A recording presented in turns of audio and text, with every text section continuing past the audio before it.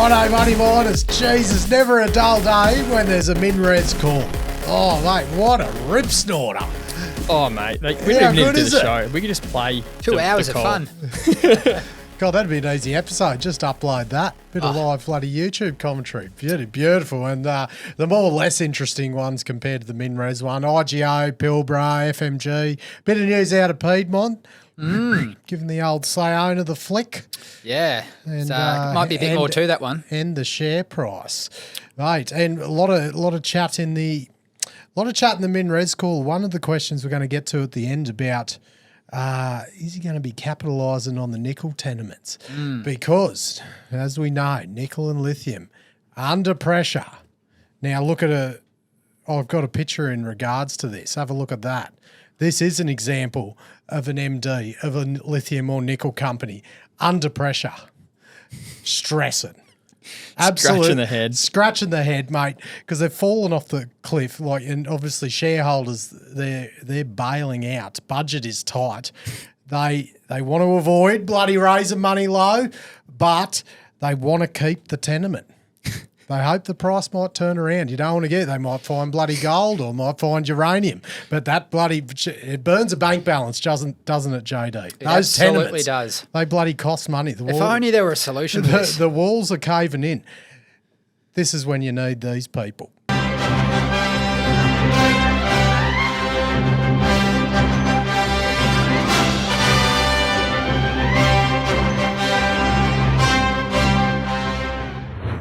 Oh, mate. The Superman of bloody tenement management is the crew at MMTS. Just as you've seen then, they can save the day. To the audio just listener, like Clark Kent back in the day. That is Superman footage of Eva and Helen. And a bit of Shannon in the middle there Superman too. wearing a cape that has MMTS, not Superman logo. That is phenomenal work. Matty Michael, Mate, that is not butchered YouTube content. That is an actual example of MMTS coming in to save the day because, mate, I'll tell you what, in times like this is the company that can come in and reduce your landholding costs.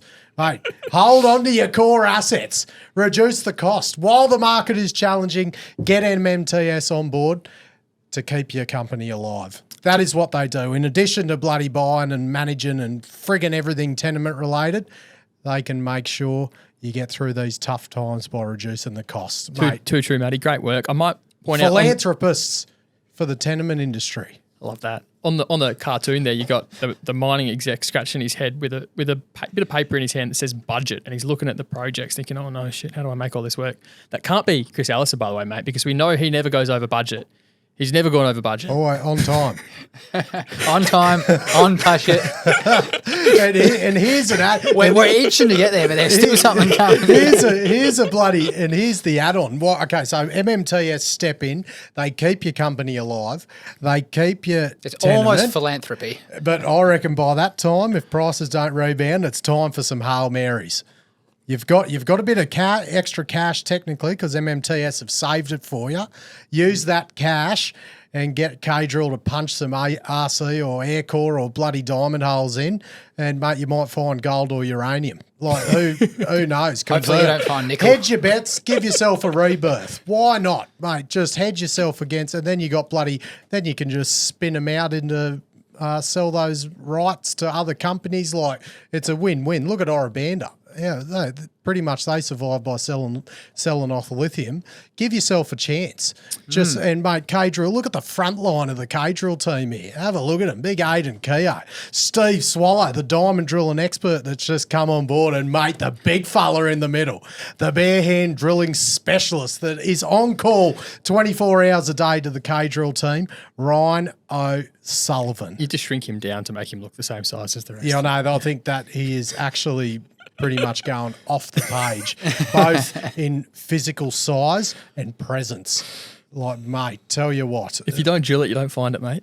Exactly. Look at the bloody rigs in action here. See that rig there, boys? Yep, I do. That's keeping a company alive, that rig, and that's what K-Drill can do for any companies under pressure.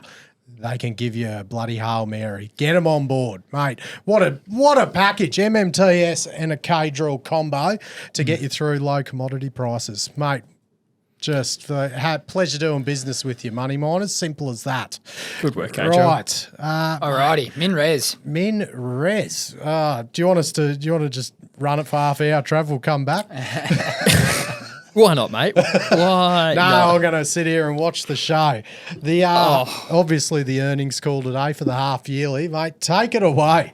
Well, there's a bit to go through here and some friggin' good snippets. There is so much. JD, you wrote a bit of a preamble. How do you want to go about this? Do you want me to? Let's give a few of the numbers, I reckon, to frame it up, and then we can rip into the highlights from the Q&A because that was juicy. So they gave a lot of pre-guidance to these numbers a couple of weeks back in the quarterly results.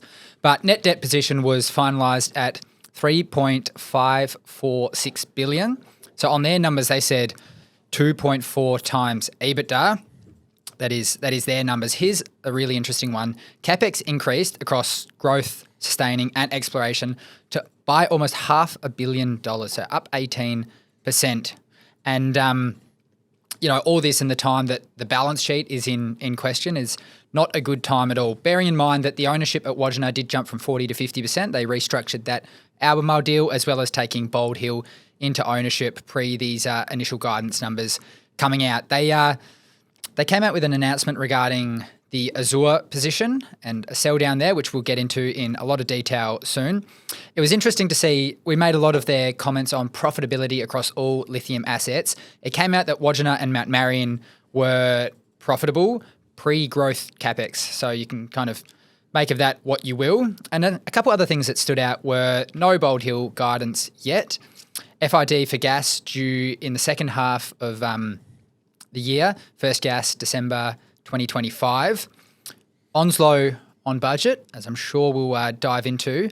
And on the gas part of the business, they put a neat little box next to this production for FY 2028 target, subject to WA export licence policy. So they've clearly been putting a full court press on the government to change the licence there, and that's not going to abate anytime soon.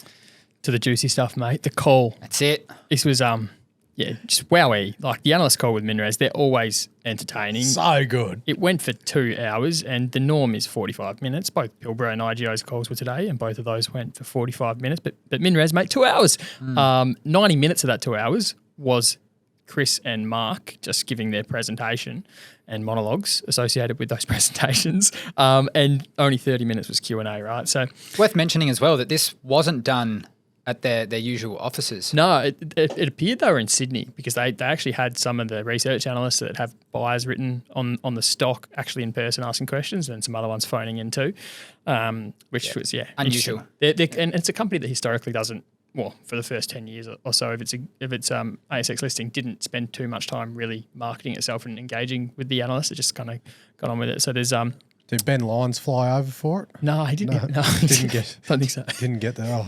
Didn't get the invite. Yeah, he would have on MinRes Air. No, but he went to Osborne Park for a coffee, but no one was there. So anyway, look, I'll try hit the high notes only, and my takeaway. I've got 3 takeaways, which I'll go into in a bit more depth each. But the first one, biggest talking point, is the balance sheet. So much focus on the call was to reassure the market that they have their balance sheet under control. Second one, on the lithium commentary, and it's certainly, I think, soured a bit compared to the past, which is understandable given the market conditions. Change in plan for Train 3 there. Previously signalled it would be turned on, but now it won't be until prices are higher. There was some really peculiar commentary I want to play that had me wondering what the plan is, but... I was right, and with that Train 3, they're using it, but they're just swapping between all 3 trains that effectively... utilising 2 trains out of the 3, but they're not turning a third train on independently. Correct. And third takeaway is so much reassurance about Onslow again, which is consistent with previously. This is a project that needs to execute, to plan, to ease MinRes's balance sheet in the way that they ideally want to ease it. And so what if it doesn't, right? I'm keen to unpack that. Alrighty, let's get into the balance sheet. This is the elephant in the room. It's the first thing mentioned on every analyst note. It's what everyone wants to know about. It wasn't just the first thing the analysts talk about, mate. It was the first thing Chris talked about. It was only a minute and a half or less than 2 minutes into the call, and Chris was already complaining about the criticism out there about MinRes's balance sheet. He couldn't help himself. I was, he was talking about the smaller dividend than usual, And it feels he briefly goes off script to have a brief rant. It didn't stop there, of course. This is Chris Ellison. He had a good monologue in the middle about how bullshit it is that people are saying he's got a balance sheet issue. This bit of audio here is the reason I will happily always wake up at 5 a.m. if there's a MinRes earnings call on, because you never quite know what you're going to get listening to Chris. And I just think this is just an amazing bit of audio content that, wow. That come about fundamentally because, look, I started the business literally. I had $10,600 cash, and forgive me if I get a bit short when I keep hearing the ramblings about the balance sheet. But seriously, I started with $10,600 in the bank and a credit card with a $50,000 limit. And you think we're running a $12 billion company. You think I don't know how to manage a goddamn balance sheet? It drives me insane. I mean, we got so many frigging levers we can pull. It's a joke. The vast majority of people in the world are very happy with the way things go. So, you know, I think there's about 2% of the population that are just weirdos. They go get locked up in jail. They break the rules. I mean, don't take this to heart, but there's a few of our investors out there. Not so much the investors, but there's a few cowboys out there that throw a bit of shit at me, and it drives me insane. But you know, every now and then I call them out and everyone goes, stop picking on them. You go, come on, give me a frigging break. You think we don't know what we're doing? We have got, I mean, I can go sell half our haul road off, but I mean, that thing there is going to generate for us about $240 million EBITDA a year. When I get to, did I say that right, Mark? 200, yep. So when we get out to 50 million tonnes, this thing's going to be printing cash like $400 million a year. And if I said to you, let me give you that haul road, it's going to be around for 50 years. I'll give you that haul road. It's going to print you $400 million a year in cash. There's no costs associated with it. There's zero risk. Go and start a business. What can you do with that to start some sort of business off? I mean, you got to say that thing. It's got to be a 12 times multiple. And now, under the pressure I'm under at the moment, with everyone whining and bitching, I'm going to go and sell off half it just to put the money in the bank and go like, fuck you. You got it? So, Mate. What a bloody legend. I love Vintage. it. I love it. Old school. There was a lot in that snippet to digest. What do you make of that? Fuck you, he says to the balance sheet critics. It goes to show he wouldn't even sell half the haul road if he wasn't getting the pressure. Oh, He'd mate. be quite happy running the leverage numbers that they're currently running on. Where was he going with the 2% of the world that are weirdos and break the rules and get locked up in jail? Because my inference was that he was calling the balance sheet critics the 2% of weirdos that... I'll give him the benefit of the doubt and say he wasn't implying that. There was no other potential inference in my mind. I think that was one thought leading on to another thought. I don't know. It was pretty off fucking rail. It was a bit... Anyway. It was a bit off kilter. I think the critics out there have touched a nerve. Nonetheless, really interesting discussion there about the whole road and how the company's trying to highlight that they can sell down 49% stakes in their infrastructure to relieve balance sheet stress. While we're talking capital recycling, we saw MinRes offload their 14.5 stake in Azure aftermarket yesterday. And before I break it down, I'll play the words from their CFO, Mark Wilson, on this topic specifically. Sitting within the balance sheet, and again, I've said this before, we've got plenty of opportunity to recycle capital. You would have seen we took advantage of one of those opportunities last night. Opportunity presented itself with respect to Azure. I'd said previously that we would transact on Azure. We did. We saw an opportunity, we made a decision, we executed. That's what we do. There's nothing more than that. We just executed for certainty. I think there is a bit more to that. And like the certainty is an interesting thing because from our understanding, and if there's a hole in it, we'd love to hear it, but that Azure deal looks like it has to be certain. It's legally binding, yeah. And I mean... The inference is that they, want or need the cash right now rather than 2 months' time. Yeah, so it's either $3.72 or $3.70 in 3 months' time. Before we go there into the mechanics, right? Like he painted the picture there. Like what they did is consistent with what he had guided the market in the past, and I do not believe that to be the case. In fact, I want to play what he said they were going to do with respect to Azure just a few weeks ago at their quarterly call. We do have an investment in Azure, 250 million or circa thereabouts. That's, as you would know, been the subject of a bid by Hancock and SQM, and we intend to sell into that. We intend to sell into that. I interpret that as selling into the bid. There's a big difference between selling your stake at a substantial discount to what you're going to receive in the bid and selling into the bid. And unless we're hearing things differently, then that doesn't seem consistent with me. I think if you were to look more broadly, because that was from the Q2 call, right? You could link it up with statements that they pursue opportunities, they go after them quickly, and you could try and make the link that they are going, and I think that's going to come back around to something we're going to talk about later, that they've seen an opportunity that they're going to want to spin that cash into if you were looking to, balance the discussion. Well, yeah. I hope it's that, because they're pretty, I mean, we have truth in takeovers. You can't say you're going to do one thing mid-alive takeover and then do the other thing. Like, you literally have to tell the truth in takeovers. These are well-regulated markets that other public companies follow. So, what was the stake worth? $230 million when they sold it, $232 million. But yeah, so they've done themselves out of 20 million. Yeah, effectively, by selling it early. It's different to that. This is extremely interesting to me, and I'll tell you why. The Azure takeover is legally binding, like you guys said. The SQM and GINA consortium, have to take. They have to follow through. It's the only condition for that thing to complete is FIRB approval still. And if you map out a timeline of when that deal would likely complete, given the scheme booklets have already been submitted to ASIC, you're looking at late April. Maybe FIRB gets extended a couple of times. We've seen that lately, but. So in 2 months' time, if you're an Azure shareholder, you're going to get $3.70 in cash, assuming FIRB approves the deal and shareholders vote in favour. But MinRes sold their stake yesterday for $3.42. That's a 7.6% discount to the cash they would get in the door in 2 months' time. Or if you flip it the other way around, if you bought those shares off MinRes, you make an 8.2% return in 2 months' time, assuming the deal completes. And that might not sound like much, like you said, Matty, only $20 million, whatever, right? Might not sound like much, but an 8.2% return in 2 months is an annualized return of 60% per annum. Compounded growth at play here. And, for all intents and purposes, it's risk-free money in quotation marks. There's no such thing as risk-free in this sort of stuff, but it's close to risk-free return, 60% per annum to get cash in the door today instead of in 2 months' time.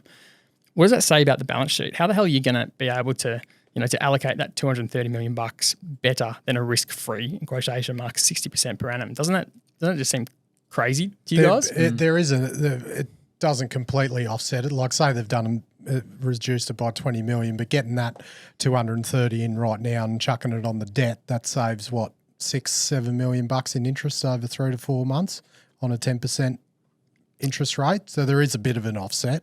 It seems bizarre to me, and you don't do that deal unless you have to. You know what I mean? You have to free up that capital. That's why you do it. And further baffling development in the story is the fact that Azure was trading at $3.62 all yesterday. It was basically priced like there is minimal deal completion risk at all.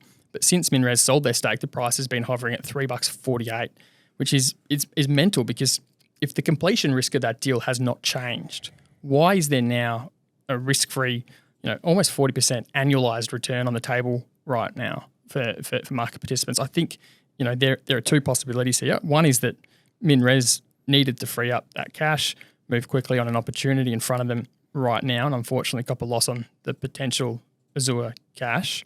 And the other option is that there's genuine deal risk with Azure deal not completing, which no one saw yesterday except for MinRes, and now everyone is worried about. FIRB, I wouldn't have thought so, given SQM. They have operations in Australia, and GINA is on board, like an elongated timeline. I don't think that justifies the 40% there. So my feel is it's more option one, and the market thinks MinRes knows something they don't, but I don't think they do. I agree with you. I think the timing risk is one that we've seen numerous times in takeovers, and whilst I think it's much more likely they wanted the cash now, their assumption might have been that this deal doesn't close in 2 months, it closes a number of months later. And also to sort of link it, because we've talked about it, there could be something going on in nickel land or whatever that they feel they want a bit more cash for, and that's not an opportunity that's going to sit around for a while. We'll get into that in a bit. Well, I mean, for Chris always talks about deploying it and getting 30% return on capital. Like here he's foregone 60% without taking risk in order to deploy and hopefully get more than that. It's the sort of thing you do because you need the cash now, not because you want to. Yeah, no, but as you said, we don't know if it's for debt pressure or, as you said, JD, buying something. Either way, I'm sure he would have loved to have used existing cash for it if it was an opportunity instead of having to bloody, you know, source it from selling the Azure. And he's clearly already said he needs to delever the balance sheet against his wills. So yeah, point 2 is just on the lithium stuff, right? So this is the opening sentence from Ellison on the lithium business when he starts there. We're growing our lithium portfolio. You read about it in the paper. Everyone's really happy. I've been out there and I've got some chunks of lithium companies, and we've done some really good stuff over the last 12 months. Everyone's been happy with it. We've done some good stuff. I'm not sure if everyone's been happy with it. I think there's a lot of money that's gone up in flames. Yeah, I don't know about that one. Look, Delta ain't happy with it. No. yeah, But I mean, neither would the MinRes shareholders on the investment in Delta. Like, no one's happy on Yeah, 90 cents. Well, they're back above 30 now. So not only down 60 odd %. Oh, we're good then. yeah. Though everything's fucking down that much in lithium. Now, Chris is always keen to talk about how they invest capital and get that 20 to 30% return on capital. The quote today was, the money we're investing in 2023, 2024 is all going to do better than 30% return on invested capital, or ROIC. And I always found, like when he would say that, he says it confidently, and but I always just I found it an interesting claim, like how you can have certainty around that in volatile commodity markets. And I think really what I was wondering is, what is he assuming the lithium price is for him when he makes that claim? And I think today he might have revealed what he thinks the long-term lithium price is. I'll play that one for you guys. I think in the long term, it's a $2,500 environment that we'll be sitting in. Right now, we're a bit under 1,000. I think that it's going to get a bit better over time, no doubt. So that's US too, 2,500 US, because he's saying we're a bit under 1,000 at the moment, and it's 850 on prices we've seen. So 2,500 US. Jesus Christ. I'd love to know if that price, that long-term price estimate is Chris's gut feel, or if it's genuinely the numbers that MinRes are running through their models to make investment decisions. Remember, the brokers backed out that Albemarle must have been assuming $1,900 per tonne as their assumption for the long-term spot price to support their bid for Liontown at $3 a share. And at the time, that was up there. So, you know, $2,500 a tonne long-term price is pretty non-consensus, to say the least. And you looked at, they released that resource for Mount Marion the other day, and the underground, and it's only 1.2%. It's a similar style deposit to Mount Ida. So yeah, it's not like a bloody ball terror or anything. So it's not a 1.4 like Liontown. So to go underground there, and these other ones, they're bought around the goldfields. They do need a bloody high price to make them work, I think. Underground's a bit more expensive. Yep. So, and I mean, Mount Marion, they also said on that one, Matty, that they expect Mount Marion to be 80% open pit and 20% underground for the next few years. Billy Beamont awarded the contract there. In the Billy Beamont. Billy Beamont, yes. Yeah, you're right. Billy B, yeah. Chris also discussed that they intend to build a big float plant in the goldfields, which is currently conceptual. And they're still keen for a partner in lithium, but not keen to do any downstream without a free carry partner expertise, which is consistent with commentary in the past. Yeah, right. So on that, it was interesting chat about that before you get on to the iron ore, Trav, about building that float plant. He said they were looking to build, as you said, conceptually 450,000 tonne float plant as in 450,000 tonne of spod, the goldfields, and talking about that and acknowledge that like Mount Marion and Bald Hill, and he referred to Galaxy as well, saying that the DMS is just not cutting the mustard for those areas and the tailings dams are full. The only way to get it out is float. And they're going to use this, the plan is to use that goldfield centre as like a big tolling centre for all those small deposits around the goldfields, and they'll take equity in those projects to help them go, which I'm pretty sure they've got equity in all of them already anyway. So I'd probably have to get more. And the last question on the call about and this will tie into this float plan, I think. The last question on the call about the nickel land. Yeah, Matty, that was a really interesting question. That was the last question of the call from Michael Orphanides at Tribeca there. It's bloody worth listening to in its entirety. The Western Australian nickel industry is in a bit of disarray at the moment, and I was wondering if MinRes sees an opportunity to capitalise on others' misfortune in any way, given the infrastructure. Yes. Yes, working on it. Can't say anything again. Look, if we go and share what we're doing, but yeah, absolutely, yeah, no, we're all over it. And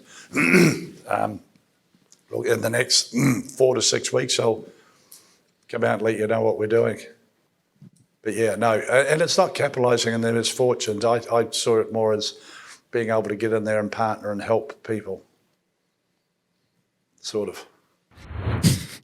Sort of. Yeah, not really. You could tell he was playing. That was at the end of the call, so you could tell his voice was a bit hoarse from abusing everyone the whole time.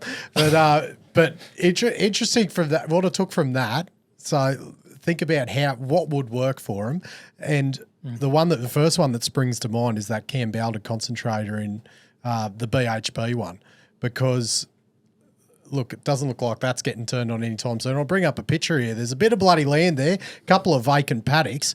Here's bloody left field.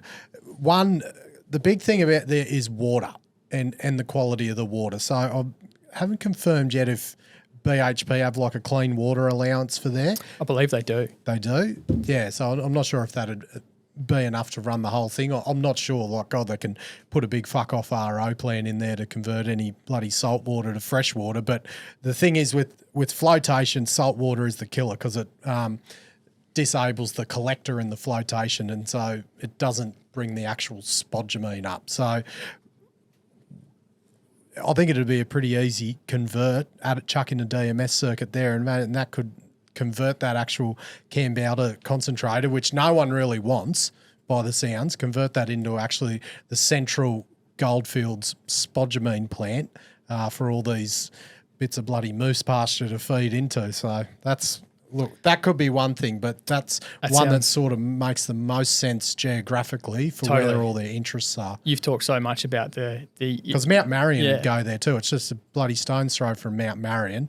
By the sounds, the float plant they've got there doesn't work, and it's just all DMS only. So you build a big bloody central one, and whether they turn Mount Marion off or whether they just crush it at each joint, send the crush shit up, or put a crush, I think that's got crushing there. I think at Cambalda. Yeah. You talk so much about the issues with the hypersaline water and the effect that has on processing, and it just makes so much sense because I'm pretty sure KNC is hooked up to the water from Perth. And it's permitted already. Like that's another big one. Like it's rather than building something somewhere and going through the permitting process, just fucking buy that and take over the infrastructure.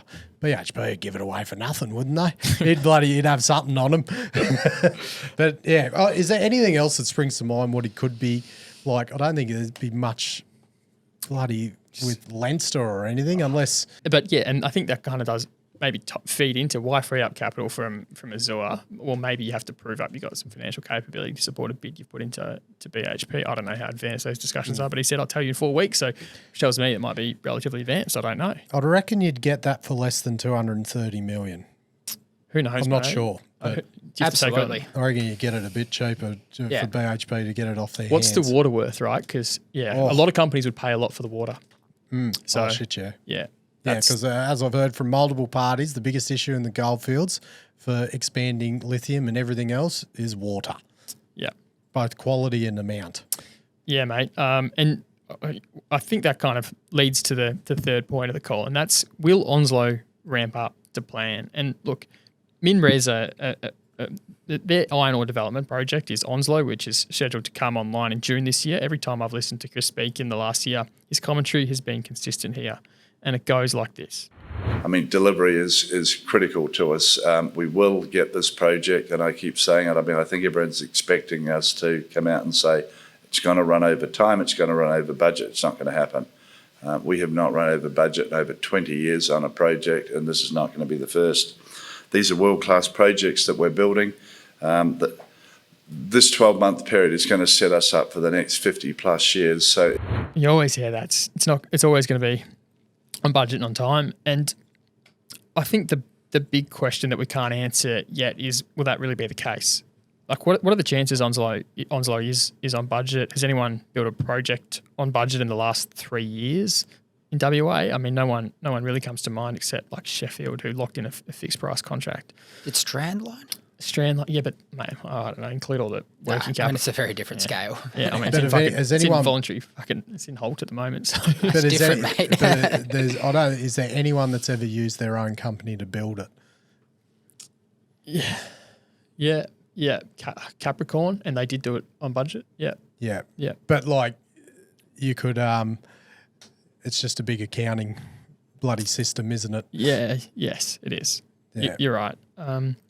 So, like, I mean, what does it sound achievable that they will deliver it on budget? Will ramp up be smooth? We know Onslow is novel. It's cutting edge engineering, dust-proof mining, transshipping.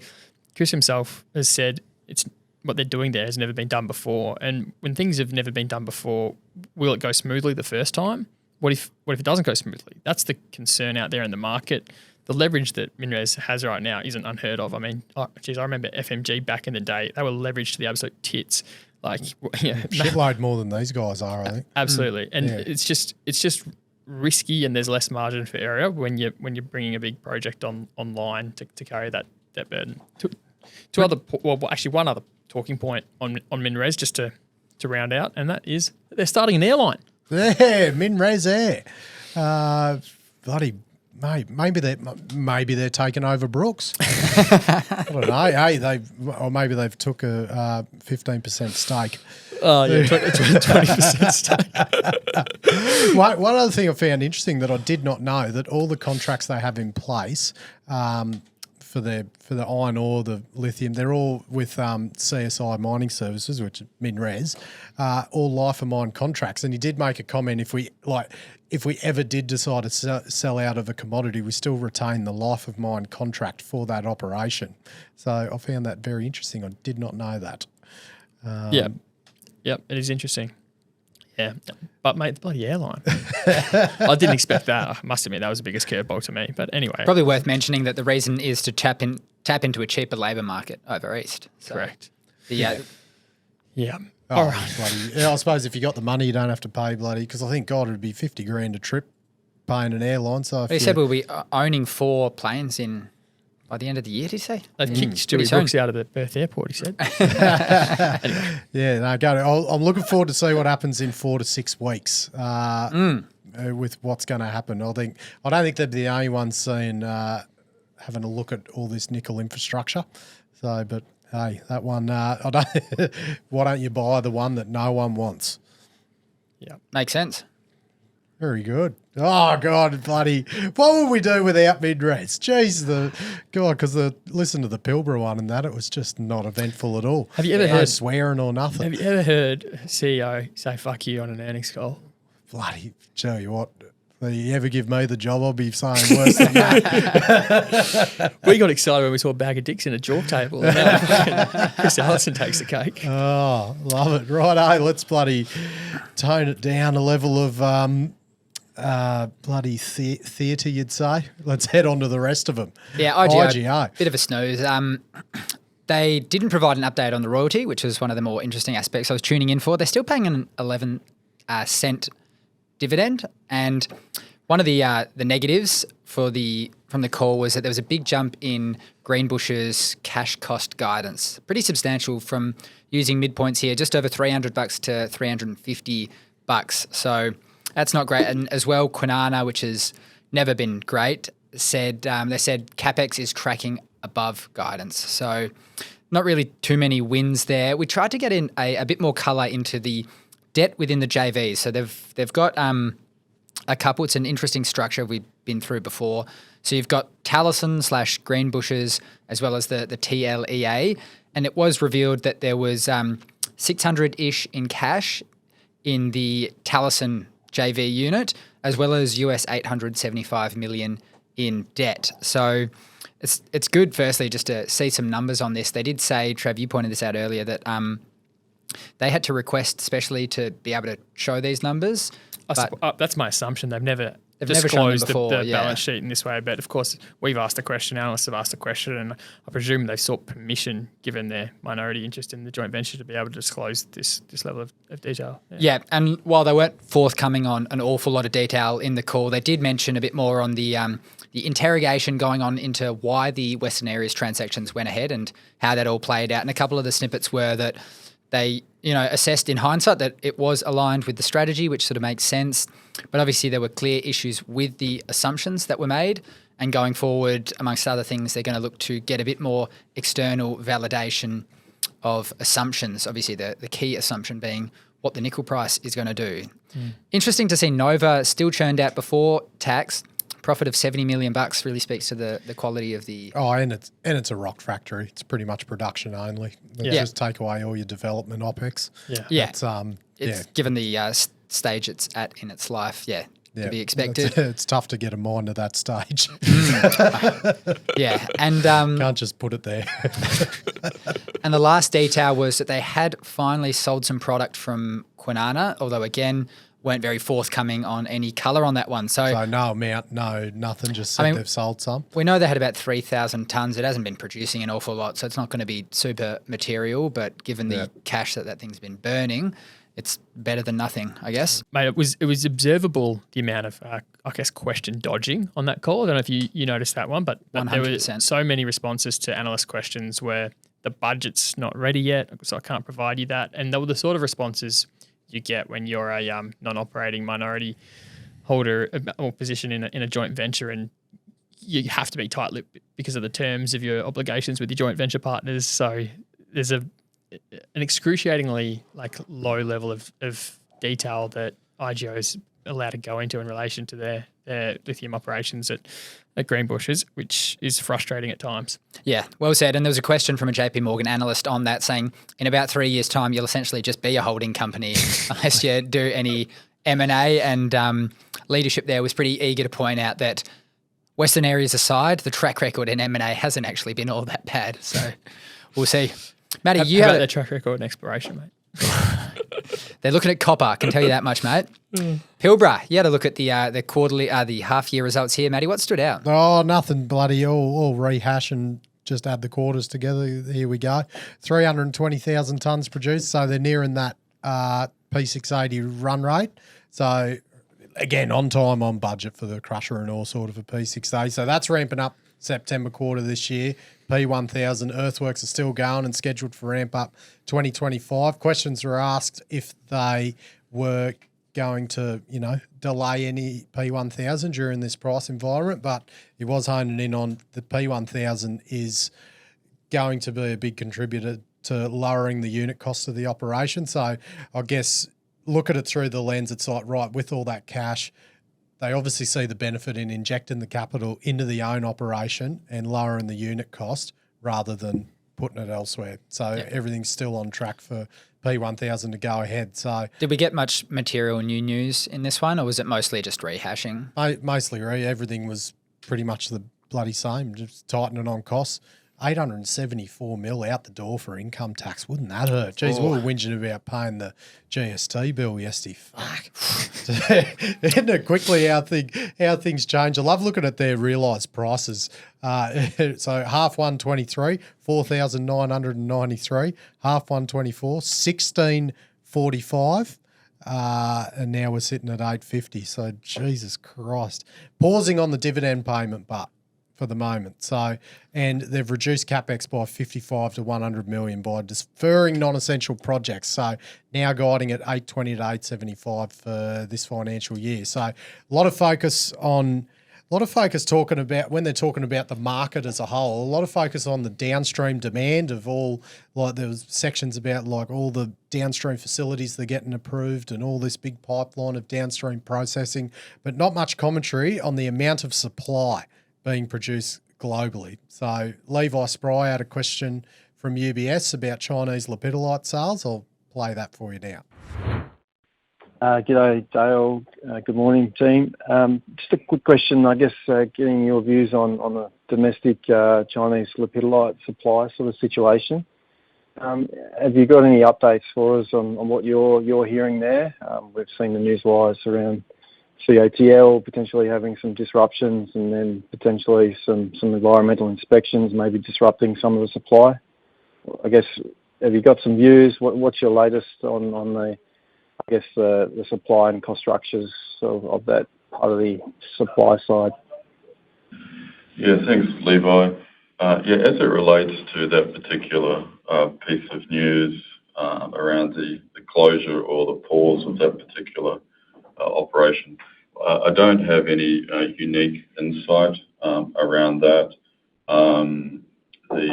But I do find that bit of news very interesting, because if it is to be true, it signals effectively a swing price potentially for spodumene, i.e. a price which knocks out lepidolite supply, and of course being owned by CATL, being, depending which year, the largest battery manufacturer globally. If there was ever a group whom could keep a mine running, it would be CATL. So certainly, I guess in some ways a positive signal, but no, I don't have any particular unique insight there, Levi. So yeah, definitely the question is like, right, these environmental inquiries about the lepidolite mine in China, no info on it, but it's just so funny looking back after the last 3 years when, you know, Goldman Sachs put out the big controversial long-term lithium prices, and bloody Joe Lowry and everyone else are going off their bloody head because a lot of those prices were based on the lepidolite coming online from China, and other people weren't including it because of the difficulty in processing it. But look at where we are today. Goldman Sachs were technically correct, because from, you know, the stuff we hear and the stuff you listen to is that China just have this big friggin' pool of lepidolite they can just switch on and off, and probably do not care if they operate at a loss or not. So comes at a big, it has a big influence, and that is a big player in the market today. So, but yeah, you can have as much downstream demand as you want, but if it's a shitload of supply feeding into it from China, but yeah, depends on how bloody America and Europe go to separate themselves from it. So a lot of interesting time in lithium. What's going to be the big global catalyst for the rebound? I kept waiting for Dale to tell the short sellers that he hopes they're shaking in their boots, but he was a bit more tempered this time. He did have a message for the short sellers. He did mention the short sellers. Just you got asked about it. He acknowledged that, look, Pilbara is like the biggest pure play lithium, pure lithium play in Australia, and it's just that logical place for all shorters to go if they're either betting against lithium or hedging against it. So, Should we chat about a company that really made some money then? Bit of a change in tack. Did any of those make money? Jeez, yeah, you're right. Okay. Yeah. Fortescue. I had a peek at their half-year results, and some of the numbers are just jaw-dropping, fellas. So I'll run through the highlights. They shipped just under 95 million tonnes for the half. C1 costs under $18 a tonne, and they realised a US $108 price. They achieved a 90% price realisation. That's sort of versus the index, which is historically very strong for Fortescue, given the quality of their product. And they're paying low grade, right? So you don't get 91% very often. Exactly. And they're paying a interim dividend of $1.08 Aussie. That's a total of 3.3 billion Aussies being returned to shareholders for the half year. So that's Twiggy and Nicola own total 36%. So, that's pretty bloody handy, isn't it? Beer money, hey? So we mentioned BHP's EBITDA margin the other day, 69%. Fortescue's is at 62%, so that reflects that BHP have superior quality assets, although I don't think the Forests or any shareholders in Fortescue be crying themselves to sleep over it. They printed free cash of US $2.7 billion. On a gearing front, they got gross debt to EBITDA, so a bit different to what we speak about with MinRes there with net debt. Gross debt to EBITDA of 0.5 times, and this company has never really been worth as much as it is today. They also had first shipment out of Gabon in the past half year, although politically things have not been so smooth over there. And on the Iron Bridge front, which is of course the big growth project, a higher quality project to see them get better price and lower emission outputs and all these sorts of things. Magnetite, right?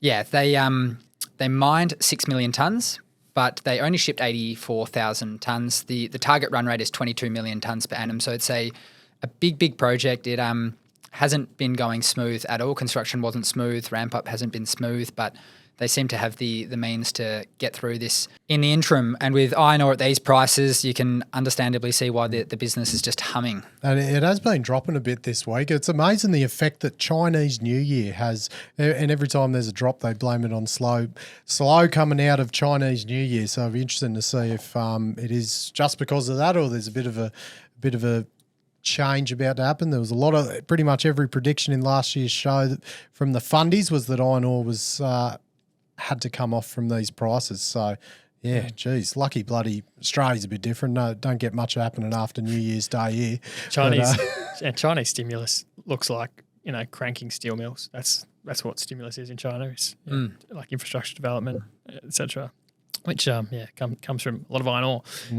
Mate, did you see in the MinRes pres the comps slide where they compared Onslow, and then they compared it they called it a West Australian magnetite project, and they compared it to a development project in Guinea. So it was like obviously comparing it to Iron Bridge and Simandu. Anyway. Alrighty, guys. Last story. I reckon we should touch on Sayona and Piedmont. Back to lithium land. So Piedmont sold their stake in Sayona. They previously owned 14%. It had been higher in the past. The sale today netted them $60 million. Now remember, Piedmont had both the ownership interest in Sayona plus the JV interest in North American Lithium, and had a similar arrangement with Atlantic, in which they've also been selling down their percentage stake in the listed company. They sold that from just under 10% to about 5% last month. So the wording in today's announcement, although brief, does give the clear indication that this was done overdoing a capital raise. So it just indicates the sort of position the business is in. And Piedmont is a bit funky, given they've got all these stakes, they've got offtake agreements, and they've got all these joint ventures. So I was a bit interested to sort of peel back the curtain and see what's going on. So this North American Lithium is 25% Piedmont, 75% Sayona, with Sayona running the show there. But Piedmont has the offtake agreement. They'd receive a minimum of 113,000 tonnes per annum, or up to 50%. And there was this sort of mechanism in the pricing that was great while the lithium prices were $8,000. But unfortunately, they weren't producing at that point in time, so they couldn't take advantage. But it had a ceiling of US $900 and a floor of US $500. So that's to say right now they're just going to be paying market prices, and I think the assumption would be that they're not really making or losing money on that offtake agreement, because they can buy it in a price that's within that range and then on-sell it, bar perhaps some transportation or some other working capital related costs. So it's kind of hard to put a number on what that contract could be worth. It was previously a very substantial amount of the net asset values that analysts would do in the company. But given the lithium price has fallen off so much, you're really running the risk that North American Lithium shuts down. So we spoke a couple of weeks ago about how things are going there from a Sayona perspective, as the company or the asset is just losing a hell of a load of money. We spoke about them running costs at 450 Aussie dollars above the realised price that they're selling at. And although they're still in ramp-up phase, that's obviously no good. Interesting you mentioned it was either that or a capital raise. Sayona's share price looked like they did a capital raise today, but they didn't. It went down 20-odd% after this, after the trade. So I think it closed 25. At least they didn't dilute, but ended up losing 20% and making no money. So well, the inference is that why would Piedmont raise? Have they had a cash call? Has the cash call come from Sayona? And that's why Piedmont is selling its stake, because they need to tip more money into the JV level. So it doesn't have a good read-through on the asset. Right now, they have flagged that there will be CapEx spend to try and pull down those unit costs mid-2024. And, who knows if they shut down the project before then. They're obviously doing a strategic review, which is traditionally the precursor to shutting the operation down. So, it's either shutting it down or more capital goes in. Either way, not great, but one or the other has to be done, because as things stand, it can't keep running like this. I did say they're in ramp up. They produced at an annualized rate of 166,000 tonnes per annum, 5.5% spodumene concentrate, so not too bad with 66% recoveries. There you go, compared to the 6% 6% con with 76% recovery predicted to come out of Moblin. Yeah. So a bit low. Moblin must be better mineralogy or something. Oh, well, the assumptions are better. So ultimately, I'm sort of left after studying Piedmont with a couple more questions than answers, because you don't really know what care and maintenance costs might look like. You don't know what rehab costs would look like. But I think when you're valuing, the 25% interest and, the offtake, the lower bound on your assumptions isn't zero. There could be more cash that needs to go in. It could be a liability or a bit of a cash sink. And that means, it really weighs on the stock. They've got a market cap around 400 with, on my math, about 180 million in cash now, EV of 220 million.